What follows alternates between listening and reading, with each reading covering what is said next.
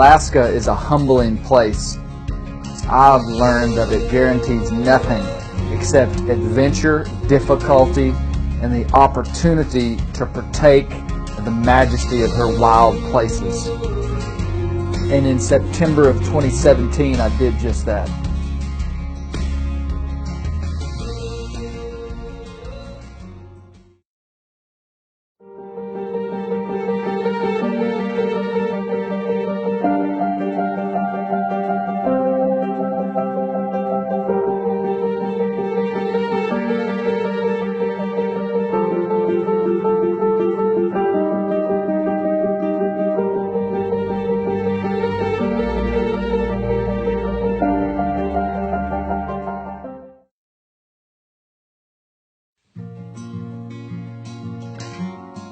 After an unsuccessful brown bear hunt in 2014, I was anxious to get back in September of 2017.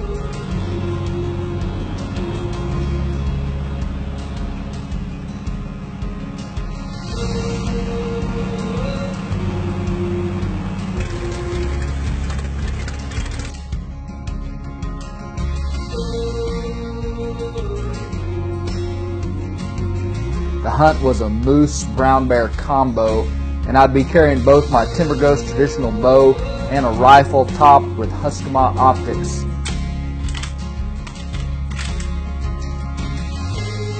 Gathering the data for the custom turret was easy. Basically, you sight in the gun at a known distance, then go back to a further known distance and measure the drop of the bullet. Using temperature, elevation, and the ballistic coefficient, and several other easily documentable variables, the guys at Husqvarna then make a custom turret for the exact data from your gun, not generic data from the internet.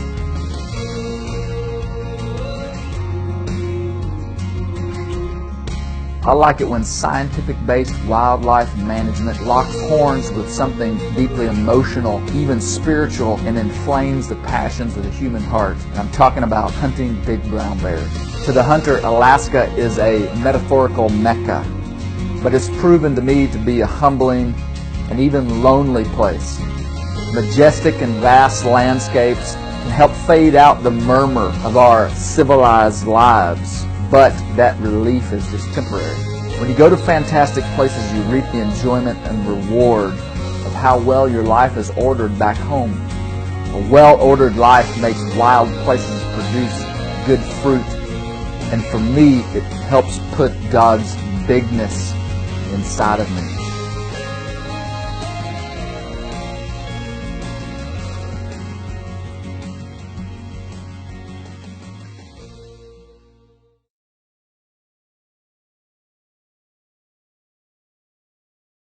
It's our first morning, September the 7th, here in Alaska. We're heading out we're moose hunting this morning. We're brown bear hunting in the evening. And so Lee's taking us to a place that we're going to do some walking. But man, it's overcast, no rain, no wind. In Alaska, this is like perfect weather. It's been raining a ton. So let's see if we can get a moose to answer us back.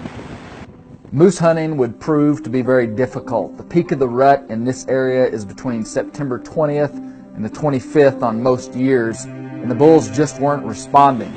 We would end up hunting 5 mornings in areas with fresh moose sign, but never lay eyes on one. What would prove fruitful was the salmon fishing. It was late, but we caught a fresh run of silvers coming up the river, and they are spectacular fish. The only thing that would make this legit is if I was a fly fisherman. I could throw a fly, but I don't even want to pretend like I'm a fly. But I'm not.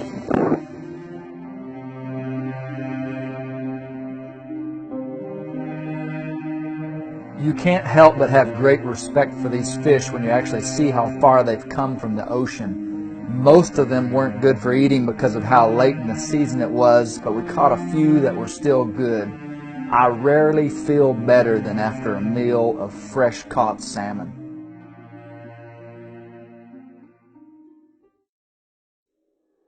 In the evenings, we were hunting a bait site located near a salmon stream for brown bear. It wasn't my preference to hunt brown bear over bait, but when in Alaska, you realize your options aren't always numerous. My goal was to bring home a bear, and I was committed to whatever strategy was most effective. We hunted brown bear the first 3 evenings. On the 4th evening, we opted to moose hunt. We came back on day 5 and found that a bear had actually been there on the evening of day 4. It's day 5 of our hunt here in Alaska. We were actually coming to hunt a salmon stream tonight. And I brought the rifle because we were going to be looking down this big creek. We decided to stop in and check our bait. And a big brown bear was here yesterday evening in the daytime. So we switched our plans and we decided to sit here. This 457 with this Eskimo scope on it will be perfect. We're going to be up close and personal with them on the ground. Our guide Lee was in the tree stand and we sat on the ground. The vegetation was extremely thick and we wouldn't see a bear until it was right on top of us. Hunting brown bear off the ground was a whole new level of intensity for me that truly was unnerving. We sat for 2 hours without any action, and then a bear appeared. It quickly saw us and turned and ran back into the thick timber.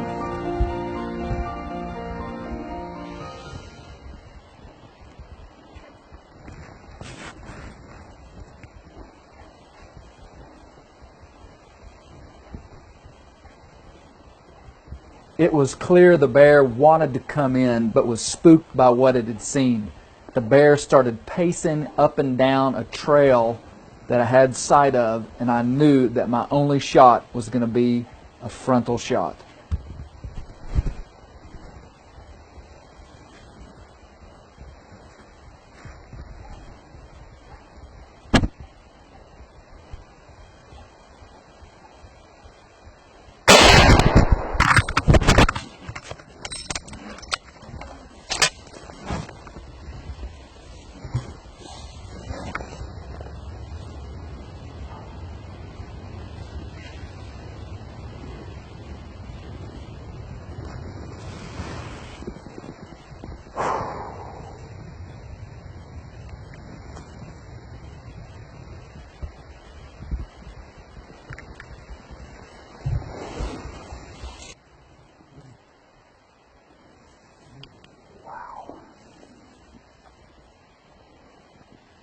That was a big bear. Holy cow. We're in Alaska. It's day 5. It's September 11th. I just shot a big brown bear. And I'm shaking like a leaf. It didn't like us that we were here. It saw us. Didn't want to come in. Woofed and popped and bounced around. When I hit it, it rolled. Hit it right in the chest with this 457. Wow.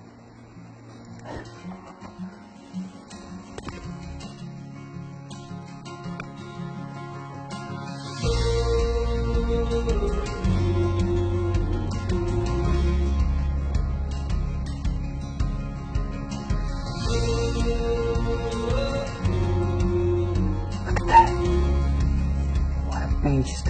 Holy cow. Ooh. Wow. Now that's what you come to Alaska for. Right there. A lot of people don't realize Alaska is a tough place to hunt. It seems like you're limited on every side from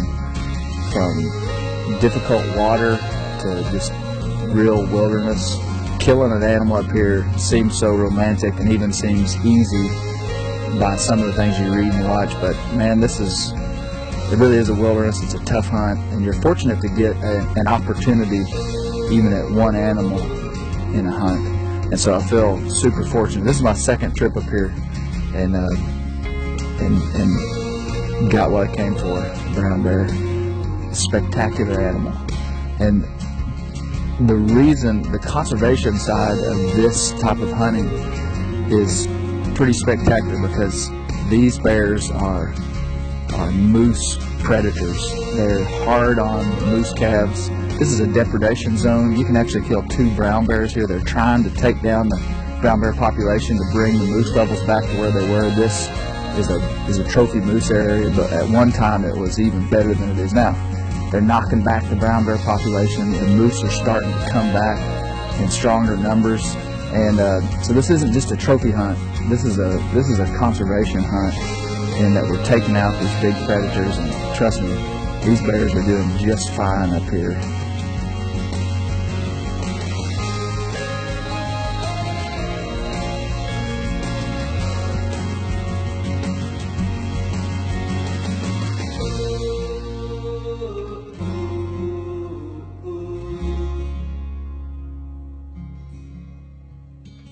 Oh